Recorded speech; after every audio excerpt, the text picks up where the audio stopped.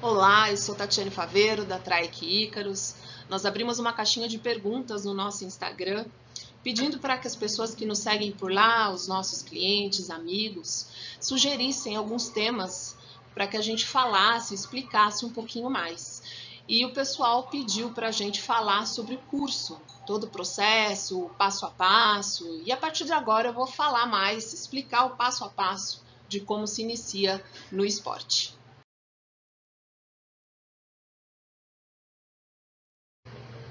Para que vocês possam entender o que é exigido de cada modelo de aeronave, a gente vai falar um pouquinho onde elas estão enquadradas, em quais regulamentos elas estão enquadradas. No caso do kit standard e das ALIs, elas estão enquadradas no RBAC 91, que fala sobre a operação dessas aeronaves, e no RBAC 61, que fala sobre a habilitação do piloto. E no caso do Minifly e do solo, eles estão enquadrados no RBAC 103. Então vamos lá, eu vou iniciar falando quais são os requisitos e o passo a passo para as aeronaves enquadradas no RBAC 91 e no 61, que é o caso do kit standard e das ALIs. Então, quais são os requisitos mínimos para a concessão do CPA, que é o Certificado de Piloto Aerodesportista? Ter completado no mínimo 18 anos e ter concluído o ensino médio. Então, qual vai ser o primeiro passo? Procurar a escola mais próxima para efetuar a matrícula. O segundo passo é providenciar o certificado médico aeronáutico. Normalmente, essas escolas elas já encaminham, né, elas vão dar para os alunos quais são as clínicas credenciadas e os médicos credenciados. E o terceiro passo, após o certificado médico aeronáutico ser expedido, vai ser iniciar as aulas práticas e também as aulas teóricas. Uma dúvida que o pessoal sempre tem. Tatiane, fiz a minha matrícula. Já posso iniciar as aulas práticas? Não, ainda não. Afinal de contas, é o que todo mundo quer, né? Já não vê a hora de sentar ali na frente e já começar a voar. Só que só pode começar as aulas práticas após a emissão do certificado médico aeronáutico.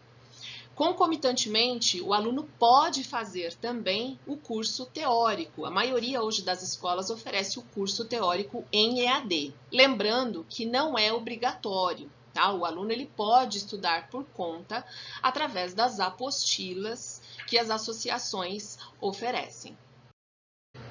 Então vamos lá, vamos falar um pouquinho sobre as aulas práticas.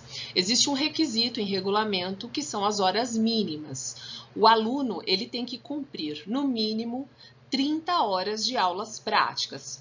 Ah, Tatiane, mas eu estarei pronto dentro dessas 30 horas mínimas? Não necessariamente. Isso, obviamente, varia muito de aluno para aluno, né? As escolas, elas têm missões. Então, vamos supor que dentro de uma missão, você não cumpriu com excelência aquela missão, o instrutor verificou que ainda falta algumas melhorias, então você vai ter que voltar naquela missão.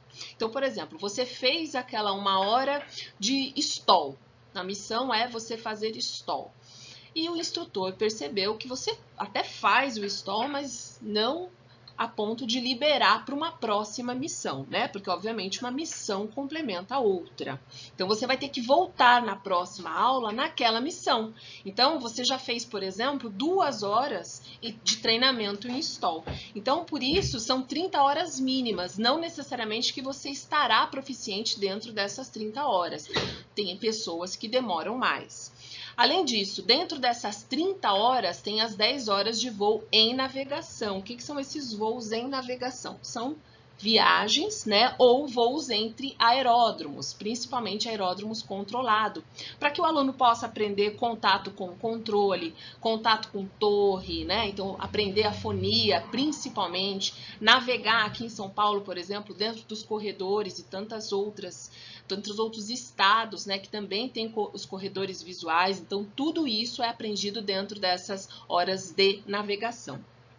O próximo passo, ou como eu disse, simultaneamente com as aulas práticas, o aluno pode fazer a teoria, né? São 5 matérias que são regulamento, conhecimentos técnicos, navegação, meteorologia e teoria de voo. Então, ele pode fazer, né, na escola, dentro de um curso oferecido pelas escolas, ou estudar por conta. Então, o aluno ele vai ter que fazer as provas, tem que ter um aproveitamento mínimo de 70%. Após cumprida todas as missões de aulas práticas e teoria de voo, o aluno parte, então, para as horas de solo. Então, toda essa parte concluída, ele vai para as horas de solo, que são no mínimo 5 horas de voo solo, e aí só então ele é liberado para o voo de check-in.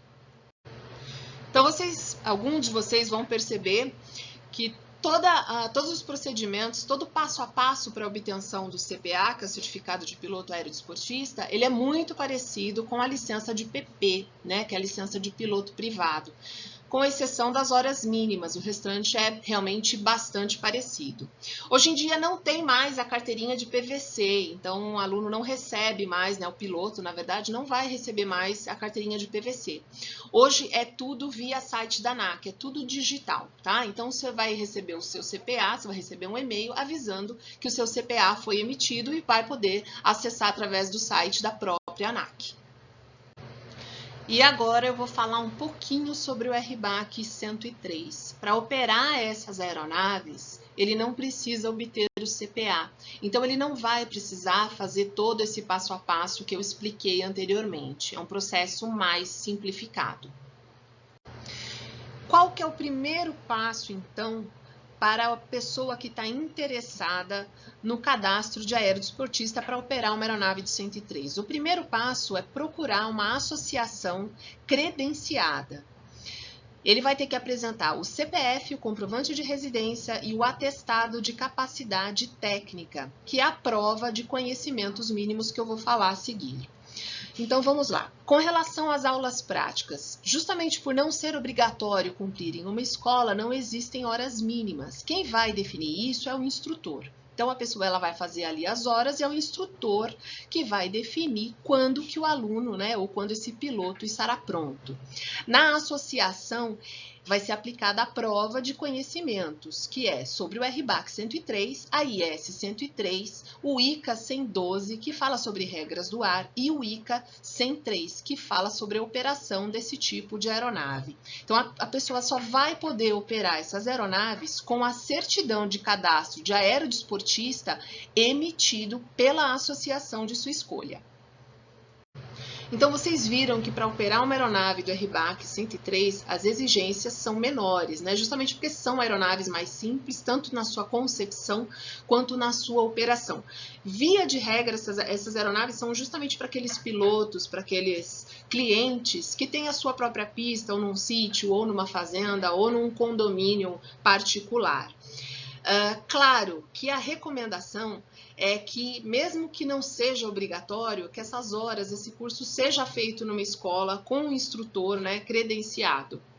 Eu espero que tenha ficado mais claro um pouquinho aí sobre o procedimento, sobre o curso, tanto para as aeronaves maiores, né, que operam aí segundo o RBAC 91, quanto para as aeronaves do 103.